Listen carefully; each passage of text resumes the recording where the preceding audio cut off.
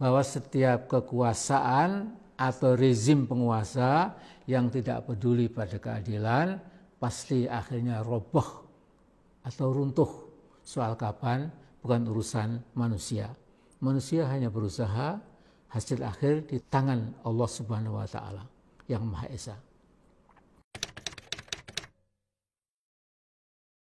Kita sekarang masuk ke bab 13, yaitu masa depan Papua Barat dan Papua.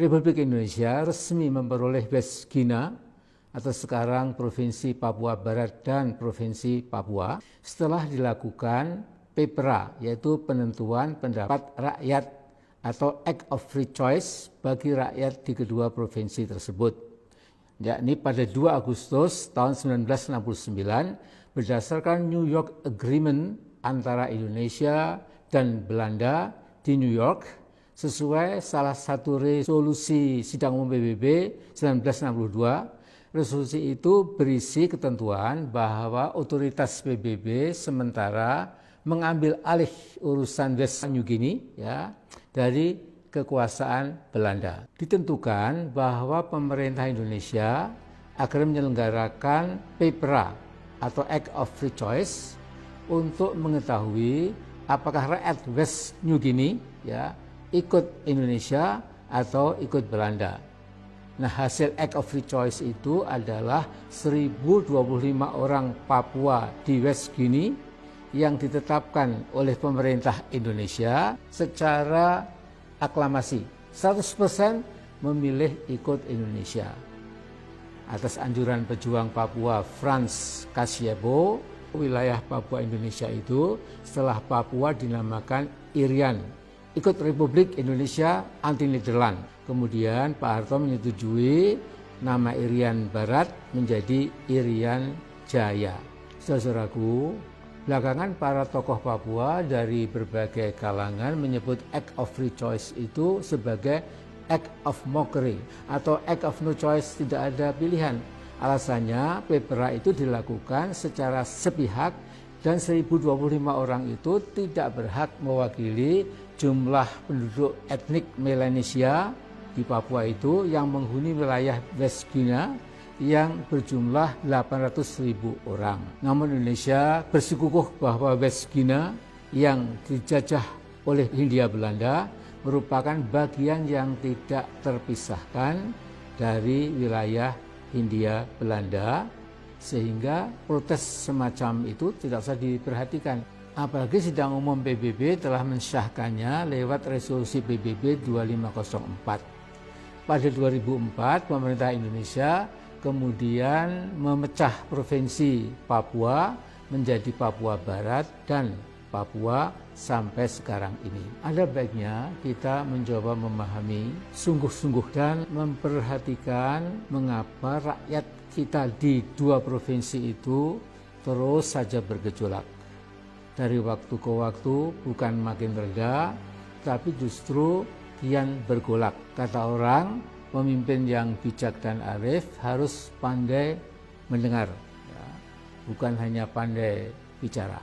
Juga tentu bersedia melakukan perbaikan bila diyakini memang ada kelemahan atau kesalahan dari kebijakan atau politik yang selama ini telah ditempuh. Nah, jangan seperti omongan Pak Luhut, ya kalau orang Papua enggak ada gejolak, bukan orang Papua namanya. Omongan seperti ini tentu membuat rakyat Papua lebih marah lagi. Kita perhatikan beberapa butir berikut ini. Pertama, semakin luas opini di kalangan masyarakat Papua bahwa transfer kekuasaan dari Belanda ke Indonesia lewat Act of Free Choice harus dibatalkan. Keputusan PBB 51 tahun yang lalu itu telah mensahkan hasil PEPRA. Namun kini terus digugat oleh tokoh-tokoh antara lain Benny Wenda, Ketua ULMWP, United Liberation Movement for West Papua. Dia sampai batas tertentu ternyata mendapat dukungan lumayan luas, dukungan internasional agar PBB meninjau ulang hasil PEPRA tahun 1969. Misalnya Presiden Senegal Abdoulaye Wade menyatakan dalam sebuah konferensi di Dakar, ibu kota Senegal, bahwa West Papua is now an issue for all Black Africans pada 23 Agustus 2019. Sementara Parlemen Uganda juga menyatakan dukungan penuh untuk kemerdekaan Papua Barat. Bahwa Benny Wenda sampai dijadikan warga kehormatan kota Oxford menunjukkan simpati Inggris pada langkah-langkah UMLBP. Jacob Rombiak, sekretaris UMLBP, juga sangat aktif berkeliling ke kampus-kampus besar di luar negeri, menjual gagasan pentingnya rerun Act of Free Choice 1969 yang lalu. Usaha ULMBP sangat gigih untuk menembus PBB, agar isu Papua Barat Merdeka masuk ke jadwal sidang umum PBB, agar ada referendum untuk Papua, seperti referendum di Timor Timur tahun 1999 yang melahirkan Timur Leste. Kita sebaiknya tidak meremehkan gerakan internasional ULMBP. Lebih bagus sedia payung sebelum hujan.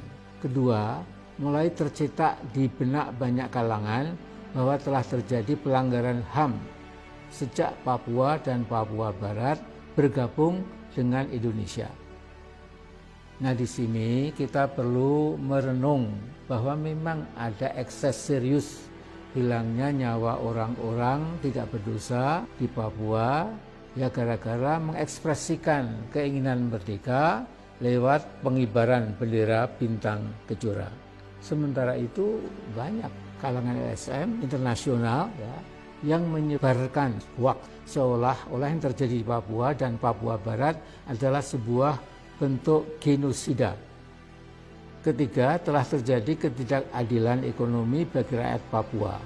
Di Papua Barat misalnya British Petroleum itu mengeruk gas alam dari lapangan gas Tangguh siang malam sejak 2002. Pemerintahan Megawati menjual gas tersebut ke China dalam suatu kontrak jangka panjang ya.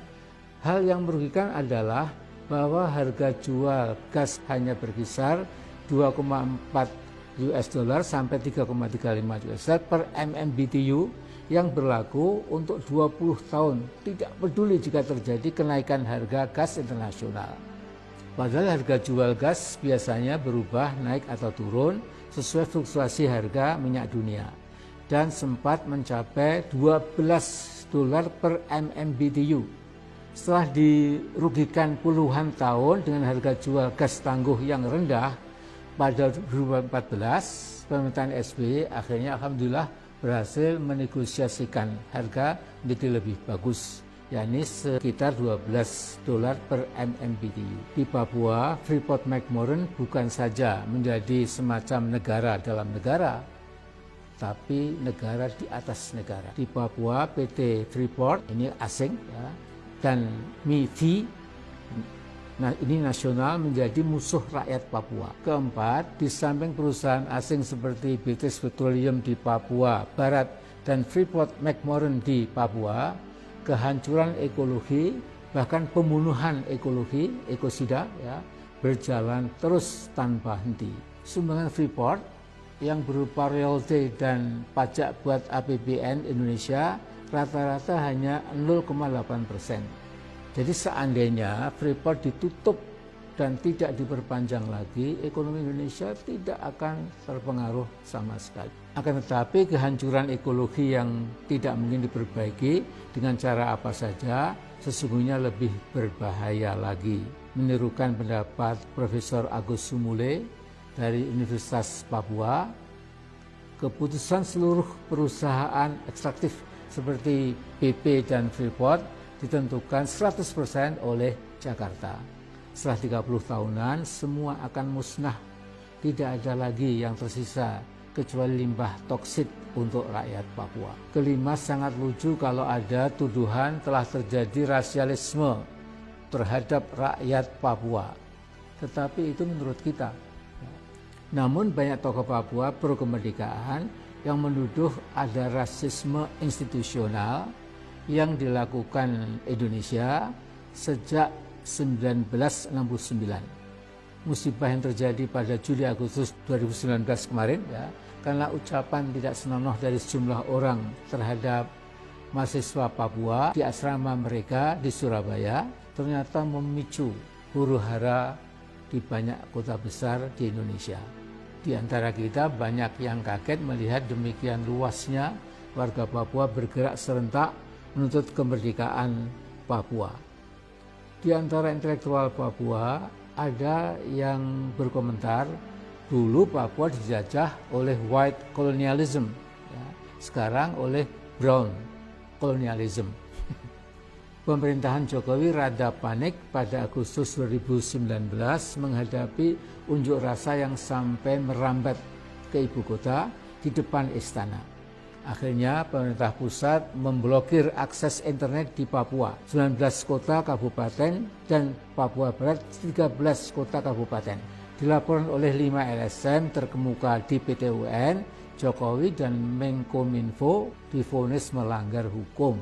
Tentu dua tokoh kita ini tersenyum kecil karena harus membayar biaya perkara sebesar 475.000. Tetapi yang lebih parah adalah pelarangan wartawan asing dan ini perwakilan PBB yang tidak pernah diberi izin masuk ke Papua dan Papua Barat. Pelarangan itu tetap berlaku sampai sekarang, sehingga mereka menyimpulkan memang ada yang ditutupi oleh pemerintah Jakarta. Otomatis hal ini membuat citra Indonesia menjadi, ya katakanlah, negatif di mata publik internasional. Dan keenam, kesadaran rakyat Papua makin dalam bahwa bukan saja korporasi ekstraktif asing semisal British Petroleum atau Freeport dan korporasi yang lebih kecil dari Perancis, Spanyol, Norwegia dan lain-lain telah menyedot kekayaan alam Papua dan dibawa ke luar negeri, namun juga perusahaan-perusahaan dalam negeri. Sebagai misal, MIFI, Merauke Integrated Food and Energy Estate. MIFI ini membagi tanah Merauke seperti membagi tanah kakeknya sendiri. Dan jangan lupa, semuanya seizin pemerintah pusat. MIFI bergerak sejak 2008, yang sebelumnya kalau tidak salah bernama MIRI, Merauke Integrated Rice Estate, tahun 2006. Lihatlah, tanah di Merauke dibagi oleh 33 perusahaan dalam negeri yang bergerak di perkebunan kayu, sawit, tebu, jagung, padi, dan pengelolaan kayu. Misalnya PT Kerta Kencana memperoleh 160.000 hektar, PT Balikpapan Forest Indo 45.000 hektar. Di bidang sawit, PT Energi Hijau Kencana 90.000 hektar. Di bidang perkebunan, PT Hardaya Sugar Papua 45.000 hektar. PT Agri Surya Agung 40.000 hektar. Nah, kemudian di bidang perjagungan, PT Medco Papua Alam 74.000 hektar. Dan banyak PT lainnya yang bila dijumlahkan telah membagi-bagi sekitar 2 juta hektar tanah milik rakyat Papua di Merauke. Perampasan lahan ini punya tujuan tunggal, memenuhi semata-mata kebutuhan PT-PT ekstraktif itu. Sama sekali bukan untuk memenuhi kebutuhan pangan nasional, ya, seperti jargon yang dijual selama ini. Sayang sekali pemerintahan Jokowi bukannya menghentikan perampokan sebagian tanah Merauke, tetapi melanjutkan secara konsisten. Akhirnya perlu kita catat perkembangan mutakhir Papua dan Papua Barat. Setelah kejadian George Floyd yang diinjak lehernya oleh polisi sampai mati di Minneapolis pada 25 Mei tahun ini, ya, demo bermunculan di semua kota besar Amerika membawa tagar Black Lives Matter. Nah, yang sangat spektakuler adalah setelah itu segera semua kota besar di Papua Barat dan Papua juga menyaksikan merebaknya tagar Papuan Lives Matter. Jadi saya usul, sebelum semuanya terlambat, secepatnya pendekatan yang selama ini dilakukan Jakarta di Papua yang lebih banyak berintikan security and military approach dalam mengatasi gejolak sosial, politik, dan ekonomi Papua dan juga Papua Barat sebaiknya segera dihentikan. Pendekatan keamanan dan militer itu dipadukan dengan undang-undang otonomi khusus bagi Provinsi Papua dan Papua Barat ternyata belum dapat mengatasi gejolak keinginan merdeka dari rakyat Papua. Paling tidak propaganda yang dilancarkan oleh Benny Wenda lewat UNBB dan diperkuat oleh aksi-aksi damai pimpinan Philip Karma yang menulis buku berjudul As If We Are Half Animals terus saja dan nampak semakin besar pengikutnya. Justice approach dalam arti luas barangkali dapat segera diterapkan.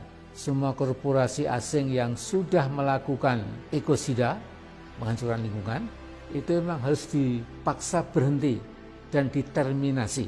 Pemerintah selalu berkilah bahwa ada prinsip hukum internasional yang berbunyi Pacta sunt servanda. Perjanjian harus ditunaikan.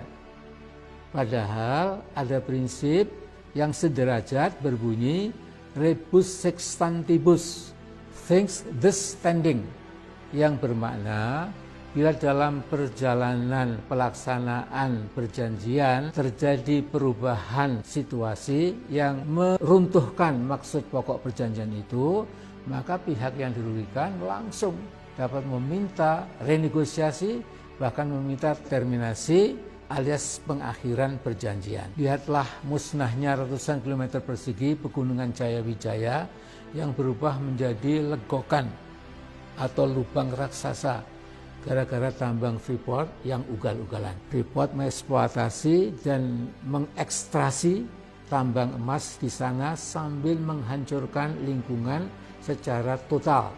Seharusnya Freeport bisa ditutup pada pertengahan 1990, tetapi kita tidak berani. Alasannya, bila Freeport marah, kasus itu akan dibawa ke arbitrase internasional dan kita pasti kalah. Nah, sebagai negara terbesar keempat di muka bumi, seharusnya Indonesia tegas bahwa sumber daya alam Indonesia adalah untuk bangsa Indonesia sendiri.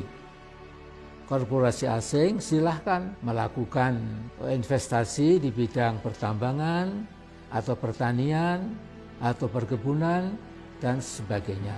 Namun Indonesia tetap menjadi negara tuan, bukan negara kacung yang menderita kompleks inferioritas. Lihatlah Cina misalnya, dalam membela kepentingan ekonominya, Cina membuat peraturan setiap sengketa dengan korporasi asing harus dibawa ke arbitrase Cina sendiri.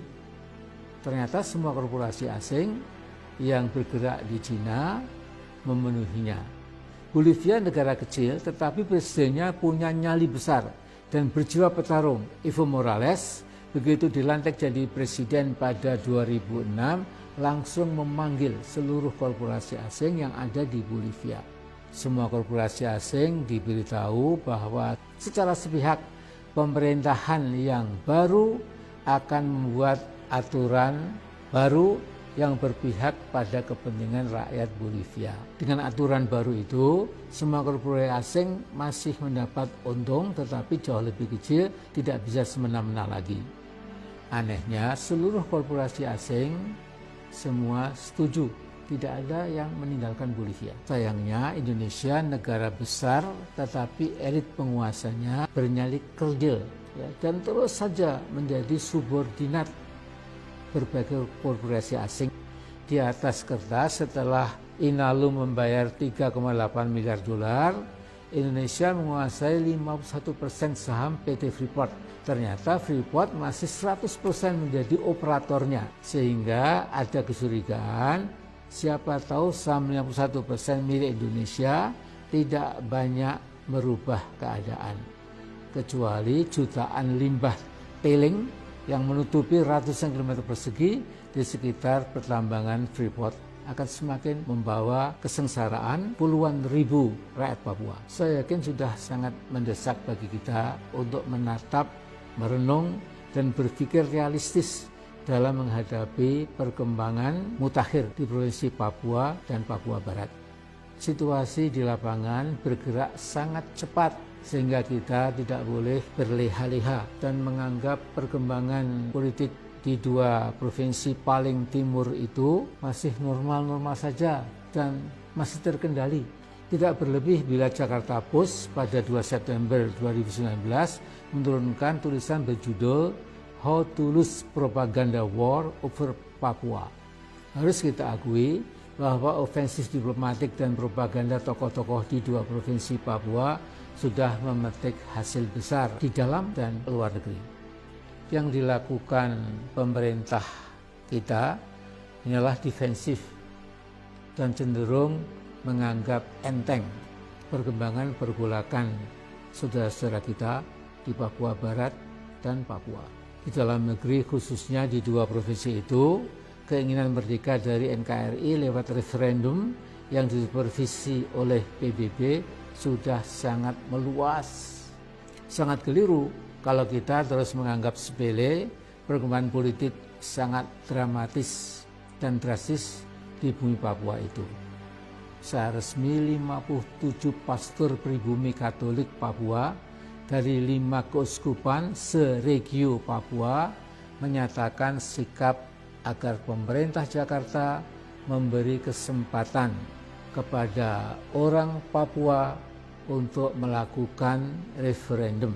Apakah tetap bersama Indonesia atau membangun negara Papua sendiri? Nah, pernyataan sikap itu diluncurkan pada 21 Juli tahun ini. Undang-undang otonomi khusus untuk Papua ditentang oleh hampir seluruh masyarakat di tanah Papua. Bahkan Lukas NMB, Gubernur Papua, Majelis Rakyat Papua dan Papua Barat, OLMWP, Free WP, WPCC, Solidaritas Perempuan Papua, Pemuda dan Mahasiswa Papua, semua menolak otonomi khusus Jilid 2. Di antara mereka ada bahkan yang mengibaratkan Otsus hakikatnya sebuah peti mati, coffin untuk rakyat Papua.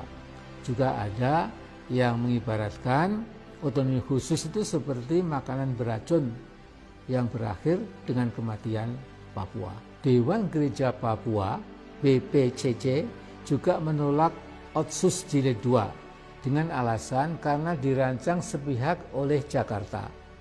Refleksi tahunan yang dipublikasikan pada 5 Juli tahun ini bertema Tuhan Otsus dan Pembangunan Indonesia di Papua sudah mati. Tema itu menunjukkan kekesalan dan kemarahan masyarakat Papua yang kini sudah sama cerdasnya, sama pintarnya, sama tajamnya dengan masyarakat suku-suku lainnya di Indonesia. Sungguh sangat gegabah bila di antara kita ada yang masih menganggap seolah saudara kita di Papua kalah cerdas dan kalah pintar dibandingkan dengan suku atau etnik lainnya. Perkembangan cukup mengagetkan adalah apa yang terjadi di kantor Dewan Adat Papua, Bidap Expo Wamena pada 22 Juli tahun ini. Tatkala diumumkan sebuah petisi namanya Peluncuran Petisi Rakyat Papua Tolak Otsus Jilid 2, dan yang hadir tidak sembarangan. Tokoh-tokoh seperti Philip Karma, Yosefa Alomang, Dewan Adat Papua, perwakilan akademisi Uncen, dan 23 organisasi pergerakan yang terdiri dari LSM dan berbagai organisasi akar rumput. Philip Karma mungkin lebih berpengaruh dari Benny Wenda karena ketekunannya di dalam menanamkan kesadaran Papua bahwa Papua bisa mandiri, terhormat, dan lebih punya masa depan daripada terus bersama Indonesia dengan segala alasan dan argumen. Sementara Mama Alomang atau Yosefa Alomang dianggap sebagai Ibu Kartini Papua. Tokoh wanita yang sudah sangat sepuh tetapi berani menentang PT Freeport itu tidak pernah lelah membangun rasa percaya diri rakyat Papua. Nah, saya melihat dukungan internasional pada upaya Papua melepaskan diri dari NKRI juga semakin luas, terutama di kampus-kampus di dunia barat, di Australia, Inggris, dan Amerika. Hampir semua negara Melanesia mulai terbuka juga mendukung perjuangan kemerdekaan Papua. Pada 30 Juli tahun ini, rakyat Vanuatu di samping merayakan kemerdekaannya yang ke-40 juga menyatakan dukungan Vanuatu untuk kemerdekaan Papua dan Papua Barat. Pada 23 Juli tahun ini ada pawai ribuan orang di kota Port Vila yang membawa dua bendera Vanuatu dan bendera bintang kejora Papua. Dalam setiap forum internasional, Vanuatu secara konsisten menyatakan dukungannya pada kemerdekaan Papua dan Papua Barat. Memang bagaimana masa depan Papua Barat dan Papua tidak ada yang sanggup meramalkan. Hanya saja dalam sejarah bangsa-bangsa sejak dulu sampai sekarang ada sebuah keajekan atau katakanlah lebih tegas lagi sunatullah, bahwa setiap kekuasaan atau rezim penguasa yang tidak peduli pada keadilan pasti akhirnya roboh atau runtuh. Soal kapan bukan urusan manusia. Manusia hanya berusaha, hasil akhir di tangan Allah Subhanahu wa Ta'ala yang Maha Esa.